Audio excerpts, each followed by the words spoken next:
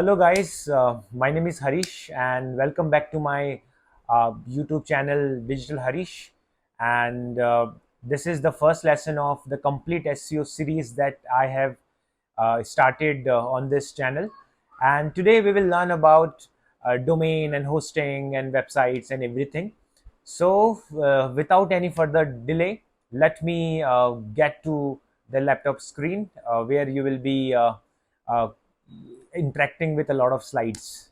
So here we are on the screen. So this is the first lesson of full SEO course that I am covering, and today we will learn about domain and hosting and website.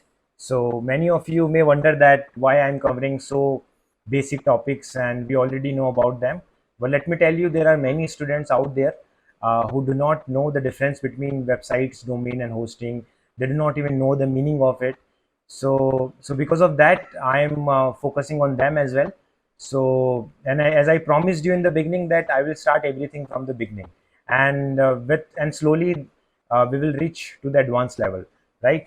So without any further delay, let's move on to the work. So what is domain? So domain is nothing but a unique name that you give to your website. And suppose if you go to a browser and you type a name, and after typing a name, you will see a website opening up on the screen, right? So that because of the name that you have typed in the website, right? So it is very important that you have a unique name, and it can make you stand out from other websites, right? And just to take an example of a domain, it is digitalharish.com, right? So it is my domain, right? So if you want to search about my website, if you want to know what I do on my website, then you will have to use this domain, and you will reach my website and you will find all the services there, right? And uh, and domain has a different parts, which is subdomain and second level domain and top level domain. So subdomain is a section of your website, right? And you can see the example blog.example.com. So this is the example of subdomain. And when something appears before the main name of your website, right, and after the www dot, then that is known as the subdomain, right? And the second level domain is a main name of your website, digitalharish.com. So digital harish here is the second level domain, and blog.example.com, here example is the second level domain, right? And third is the top level domain. Like at the end of the domain, or at the end of a main name uh, of the domain, you will see .com, .org, .net, .edu. So these are the examples of top level domain, right? So I hope that now you know the different parts of the domain. And why domain is important, you may ask. So you may ask why domain name is important, why domain is important. So first of all, why it is important? Because it gives you a unique identity. It makes you different from others, right? And people know you by that name, by that domain, right? And so it is very important that you have a unique name, a unique identity.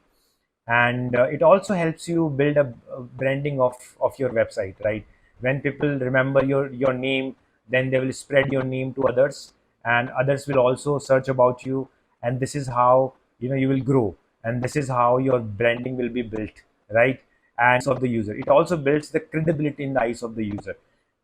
Suppose if you have a domain name that is similar to others, then users will not have uh, the credibility of your website. They will think that you have copied everything from others, right?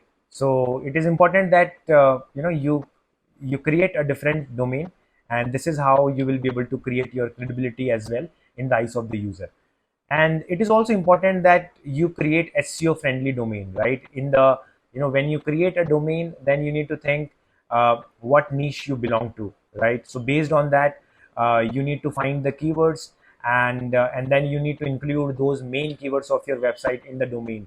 So this will provide you a leverage in the search engine, and you will be able to rank in the higher position of SERP, right? And uh, and so what is website? So you can think of a website as a book, A book has many chapters, it has a lot of paragraphs, it has images, it has content. There are a lot of things in a book, right? So similar to a book, website also has many pages, many posts, a lot of content, a lot of images. So so so it is just like a book, right? And it is also very important that you create a good structure of your website, because if it has a good structure, only then a user will be able to navigate through your website. Only then user will feel satisfied with the appearance of your website. If it does not have a good structure, then user may get discouraged, he may get dissatisfied, and he may never visit your website. So you have to keep in mind, when a user visits your website, you leave a lasting impression on the mind of the user, right? So this is how you should create a website. And you may ask, what is web hosting, right? So web hosting is just like a home for your website. At home, all our things are stored, or all our things are kept. So in the similar way, website are stored at the hosting. All the files and data of the website are stored in the hosting. Even your domain is also hosted in the hosting, right?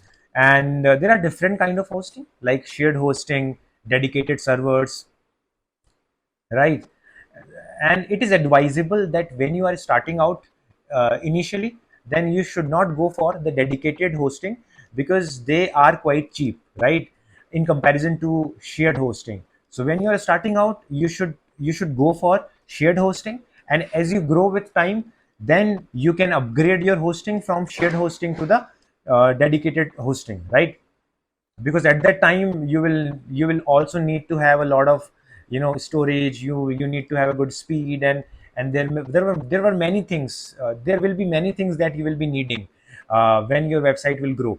So for that, you need a good dedicated server, right? And there are many hosting providers in the market, but I'm giving you some of the popular names that exist in the hosting industry. So they are like GoDaddy, Hostinger, and Bluehost, and HostGator.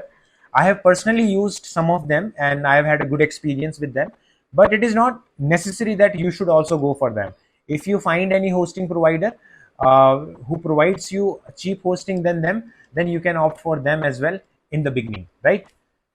Importance of web hosting is, it act as a storage for your website, right? You will be posting a lot of content on the website. So where that content will be stored, so that content will be stored at your hosting, right? And it also enhances your site performance. As you know, the site speed today is one of the ranking factors of the Google. If you do not have the good site speed, then you may get lower ranking in the Google search engine result page, right? So if you want to get higher ranking, if you want to outsmart, or if you want to outrank your competitors, it is very important that you have the best page speed on your website, right?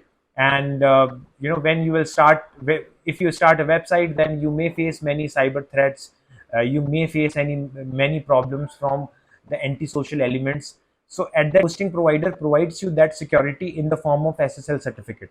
And even if you do not have the SSL certificate, your website will show that it is unsecure, and user visiting your website will lose trust on your website, and so it will hamper your business. So it is very important that you have a good security on your website. And also, if you are non-technical guy, and if you don't know how to solve the problems of the website, if you face any in the future or while running your website, then hosting provider can help you figure out that mistake, that technical problem, and they can help you out to fix that problem as well, right? And so you may ask, how does a website work? So suppose if you go to a browser to search a query, right? So in the background, that browser will send your request to the server, and server will accept that request, will process it, and based on your requirement, uh, then the server will send back the request, and then browser will receive the request and will convert that request into a format that you can easily understand. right? And what is the difference between hosting and domain? Although there is not much difference between the two, they work together, they go hand in hand. Without hosting, domain cannot work, and without domain, a hosting cannot work, right? So, and a domain is address, is a unique name, right? And hosting is the place where your domain is hosted, right? So this is the end of this lesson, and I hope that you enjoyed watching my video. And I will be coming up with more such videos in the future. So I request you, if you like my video, if you want to watch more such videos, then it is advisable that you subscribe to my channel.